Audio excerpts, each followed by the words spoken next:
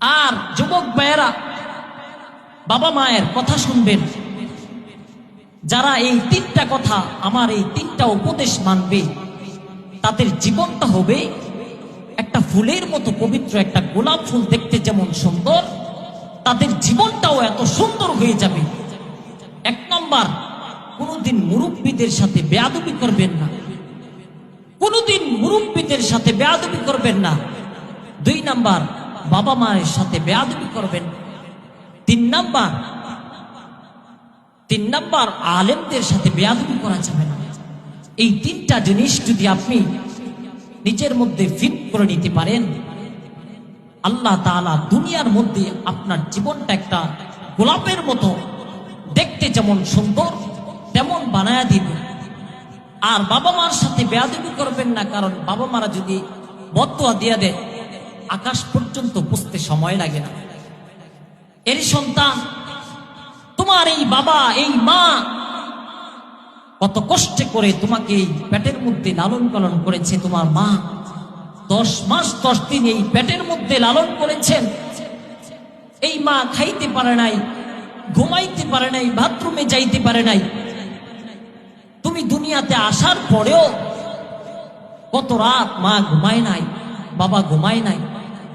কিন্তু সন্তান, বাবা মায়ের সাথে বেয়াদবি করা যাবে না। বাবা মায়ের খেদমত করবেন। যাদের বাবা মা আছে তাদের খেদমত করেন, আল্লাহ তাআলা দুনিয়ার মধ্যেও তাকে চমকায়া দিবেন। কারণ হযরত ওয়াইস করুনি রাহমাতুল্লাহি আলাইহি এর জিন্দেগির দিকে তাকায়া দেখেন। তিনি সাহাবী ওই জামানায় ছিলেন, কিন্তু সাহাবী হতে পারেন নাই। কারণ কি? একমাত্র বাবা মা খেদমতের কারণে। হযরত ওয়াইস করুনি রাহমাতুল্লাহি আলাইহি চিঠি লিখলেন পয়গম্বর রাহমাতুল লিল আলামিনের নিকটে, ও পয়গম্বর, আমার খুব ইচ্ছা আপনার কাছে এসে আমি সাহাবী হব, আমি আপনাকে এক নজর দেখবো, আমার খুব ইচ্ছা পয়গম্বর। কিন্তু আমার মা অসুস্থ বৃদ্ধা, আমার মায়ের খেদমত করার কেউ নেই। পয়গম্বর রাহমাতুল লিল আলামিন চিঠির ওই পৃষ্ঠায় লিখে দিলেন, ওয়াইস করুনি, আমার কাছে আসার কোনো প্রয়োজন নাই, তুমি তোমার মায়ের খেদমত করো, মায়ের খেদমত করো। নবীজি এই ওই পৃষ্ঠার মধ্যে এই কথাটা লিখে দিলেন। নবীজির কথা অনুযায়ী চলতেছেন।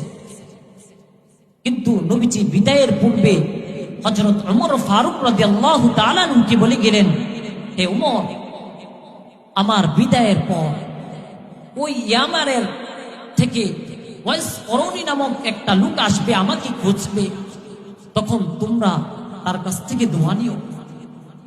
নবী বিদায়ের পরে ইয়ামান থেকে মদিনার মধ্যে যত কাফের আসে, ওমর রাদিয়াল্লাহু তাআলা আনহু খুঁজতে থাকে। কোনো সারা শব্দ নাই, পাচ্ছেন না। অনেকদিন পর ইয়ামান থেকে এক কাফেলা আসলো। খোঁজ খবর নিয়ে দেখলেন এই কাফেলার মধ্যে এই ওয়াইস করুনি নামক লোক আছে। তখন ওমর রাদিয়াল্লাহু তাআলা আনহু বললেন, হে ওয়াইস করুনি, আমাদের জন্য দোয়া করি। তো ওয়াইস করুনি চোখের পানি ছেড়ে বলতেছে, আপনি তো রাসূলের জালিলুল কদর সাহাবী, আপনি আমাদের জন্য দোয়া করবেন। কিন্তু না, হে ওয়াইস করুনি, নবীজি বলে গিয়েছেন আমাকে তোমার কাছে থেকে দোয়া নেওয়ার জন্য। কারণ এত দামি হওয়ার কারণ কি? বাবা মায়ের খেদমত করার কারণে। বাবা মাকে কষ্ট দেওয়া যাবে না, বাবা মায়ের খেদমত